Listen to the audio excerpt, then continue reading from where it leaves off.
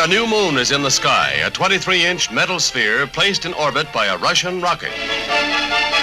The reaction was one of astonishment and concern, for it was now known that a potential enemy was at least temporarily ahead in developing means for space travel. Does not indicate a serious lag in an hours-long countdown approaches zero, a moment of enormous tension, for every missile launching is still an experiment. Any one of tens of thousands of things can go wrong with catastrophic results. But all that can be done to assure perfection has been done. The moment is at hand, the countdown reaches zero. Fire command, fire command.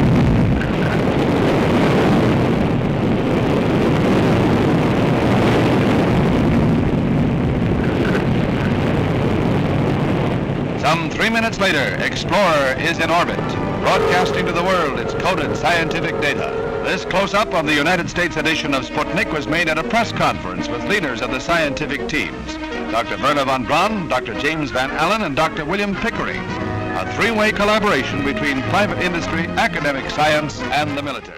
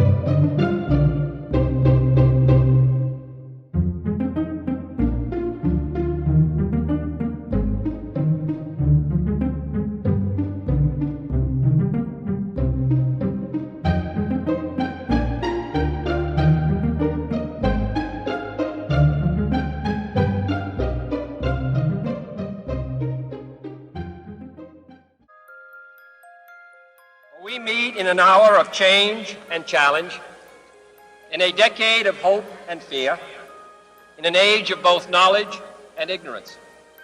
The greater our knowledge increases, the greater our ignorance unfolds.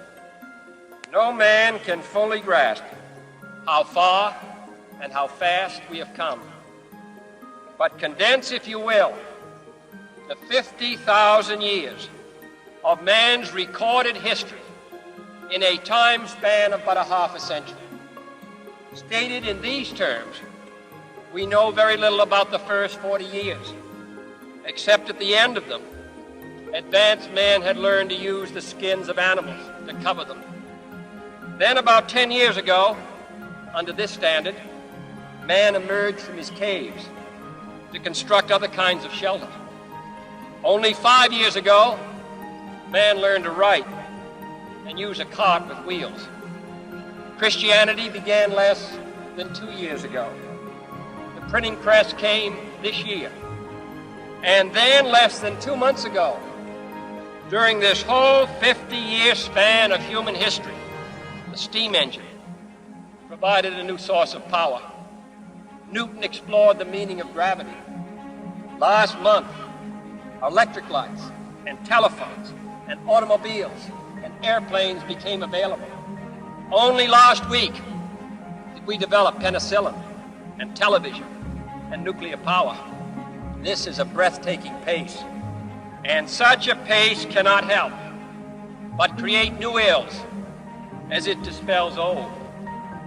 So it is not surprising that some would have us stay where we are a little longer, to rest, to wait. If this capsule history of our progress teaches us anything, it is that man in his quest for knowledge and progress is determined and cannot be deterred. We shall send to the moon, 240,000 miles away, a giant rocket more than 300 feet tall on an untried mission to an unknown celestial body and then return it safely to Earth. But why, some say, the moon? Why choose this as our goal? And they may well ask, why climb the highest mountain? Why, 35 years ago, fly the Atlantic?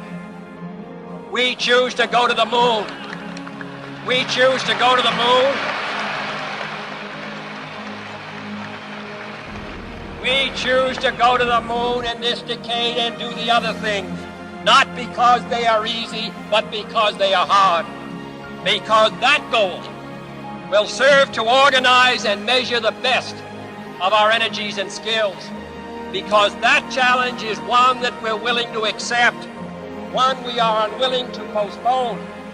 And therefore, as we set sail, we ask God's blessing on the most hazardous and dangerous and greatest adventure on which man has ever embarked.